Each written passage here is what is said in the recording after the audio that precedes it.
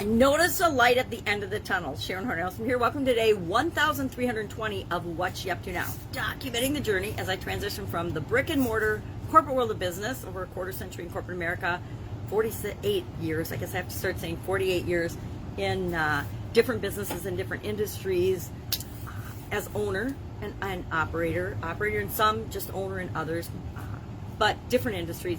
Before I came to the online world in 2017, been in the online world, came on in 2017 following my divorce and some other business. You know, after you get a divorce, you have to separate all the businesses that you've done together and things, and it gets to be kind of a mess. And I decided I didn't want to do the things that I'd been doing with my ex-husband. I wanted to do something different. I wanted to have a clean break, do something different, do something that made my heart sing, something I was always curious about and interested in. So I started to explore the online world. I joined the ClickFunnels certification group in, I think, February of 2017. Spent a couple of months learning that and learning how to create funnels, make sales funnels and things, and about funnels, because I wanted a structured way to learn about how to do things online. Well, fortunately, that led me down a whole lot of rabbit holes, thinking I needed to learn and do and study all these crazy things that I, of course, didn't, based on what it is that I wanted to do and create online. But that's one of the big pitfalls of online business, is doing things that you don't really need to do because other people tell you that they're important.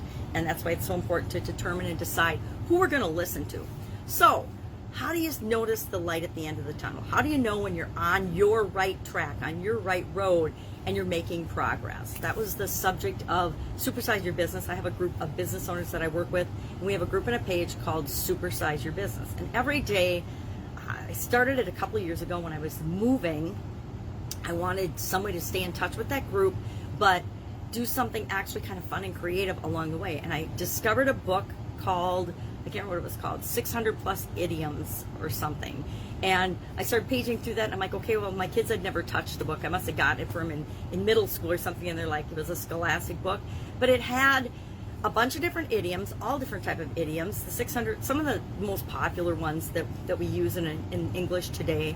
And I started just randomly picking one, and then I'd look at that idiom, what does it mean, where does it come from, and I would tie it to business and how you can use it to grow and think about your business from maybe a slightly different perspective, or how that expression might be impacting you based on your past experience or the people that you're interacting with and working with as you're growing your business, and how you might then be able to use that to grow your business. And about a little ways into it, I thought I'd do it for a little while just while I was moving. Well, moving, of course, and rehabbing the house took longer than I thought it was going to. So I ended up almost to the end of that book, and I decided that I was going to challenge myself to do every single idiom in the book. And I got to tell you, some of the idioms and some of the expressions we use in the English language are a stretch to tie to business and have any meaning to business. I think there's actually been a couple where I've said, I don't know how this ties to business. You share in the comments below if you can come up with a way that this ties to business, because I'm at a loss for figuring this out. I think there's been a couple of those. But then once the book ran out and I ran out of idioms, I started to look for other sources of idioms. I found I was going through a dictionary for a while of 20,000, it wasn't even 20,000 words, I don't remember what it was, but it was online. I was going through this dictionary and sorting through to find the idioms and the expressions, and it was a little cumbersome, and it wasn't that fun anymore as it had been with the book. So then I started doing, a couple times I do like different themes for idioms, like what are the top 50 business idioms, what are, last month, to go along with the Get Up and Go challenge, I did what are idioms that have to do with changes and challenges. So I've covered a couple more than once, but we're well over 1,000 idioms now. And why do I do it? I guess I should talk about that again, because I haven't talked about it for a while on the Supersize Your Business group, because people coming in might be like, what is this? Why are you doing this? And I've realized that my brain and everybody else's brain don't work the exact same way. Newsflash, I know, it's the ego thing where we think everybody thinks the same way we do. We think everybody does. We think everybody's have the same experiences that we have.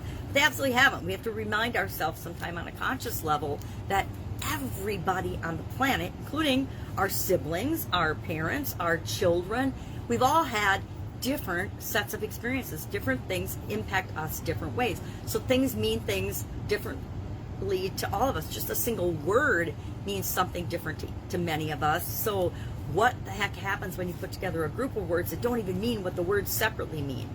Could be confusing. So I think it's kind of like doing improv, which I've never done. I'm not funny, I don't think. I don't really have comedic timing at all. So this is kind of my version of somebody hands you a slip of paper and you need to figure this out and tie it to business and share what it means. And so every day I just have an idiom. I pick it, I share it. I think I've done a couple ahead for, I'm looking at my idiom book. I've got like 5 or 6 ahead. I don't always do that, but sometimes I find it easier, especially when I'm busy, to pick the idiom out, and then every night I just research and figure out, okay, well, what does it mean? Where did it come from? And then how does this apply to business, growing your business? And for me, it's gotten to be fun. I think it's been pretty helpful to a lot of people, because the overall objective is to remind us that we decide what everything means. It's important that we know what things mean to us and where we're going, and to remind us that just because it means one thing to us doesn't mean it means the same thing to someone else. We all are subject to interpretation. Everything's subject to interpretation. We get to decide what everything means. So today was how to see the light at the end of the tunnel. That was a really long way to get to it. And this was my tunnel. It's just a little light I got at Uline that I like. It sits by my bed, and I almost forgot about it because I only use it when the power goes out. But it's not a great light source. It's just a little light to find the phone and, you know, my water, things like that by the bed. So how do you do that? I shared 15 different ways that you can look for, notice, pay attention to, see the light at the end of the tunnel. Whatever works for you. You know, listen for that train. Is that a train coming? Or is that really the break in the skyline and the hope that I'm looking for with respect to the light at the end of the tunnel? So I would say go to the Supersize Your Business page. I definitely went too long on that.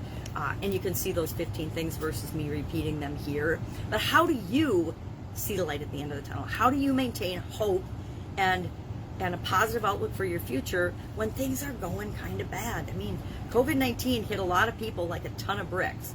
And how did you, and how do you continue to, given all the craziness that's always going on in all of our lives, how do you keep moving forward? What's your favorite way to stay hopeful, stay optimistic, stay positive, stay moving toward the things that you want, not get bogged down in the stuff that's going on around you? I'd love to know that. Our annual challenge this year, to do one thing every day that centers us, all about you, I call it, because it's about getting to know ourselves better, was about lending a hand, which it was about looking at different directions, looking up instead of down, looking forward instead of back, looking out instead of in, and then lending a hand, helping other people. So yesterday we talked about where we look. Today we were talking about and sharing how we lend a hand today. Now, I don't lend a hand to anybody today. I've made myself coffee. That lent myself a little energy boost, but I haven't really interacted with anybody else yet today. So when I do, I promise I will lend a hand to someone. So what are you doing today to make the world a better place? Is that too big a challenge for people? What are you doing to positively impact, lend a hand, help people outside of you? I like to ask myself that every day. I found a cool thing the other day about emotionally intelligent questions that we should ask ourselves every day, and I haven't shared it yet. I'm going to share it in one of the upcoming Supersize Your Business things, because I think one of the things that leaders need to be is emotionally intelligent. They also need to think for themselves, but they have to also remember that we are all emotional beings having a human experience, right? We are our feelings first and our emotions first, and then we think and act and respond. And our emotions are triggered a whole lot faster than our brain is. And so that can get us into trouble if we aren't behaving in emotionally intelligent ways and kind of figuring out ways to rein ourselves in sometimes. So we'll talk about that in a couple of days as well. Working on some other projects. Again,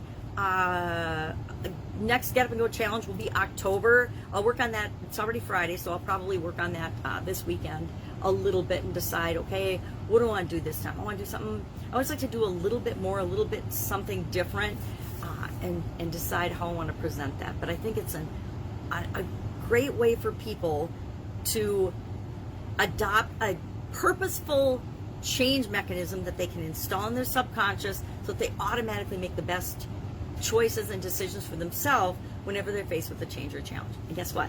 We're all faced with changes and challenges every single day. So if we can have an automatic process that guarantees we're going to get the best results for us, who doesn't want that? I sure want that. That's what I started doing the beginning of COVID-19, and I will do it through The rest of this year, we'll do it 2 more times. We'll do it in October for 30 plus days, and then we'll do it in December for 30 plus days.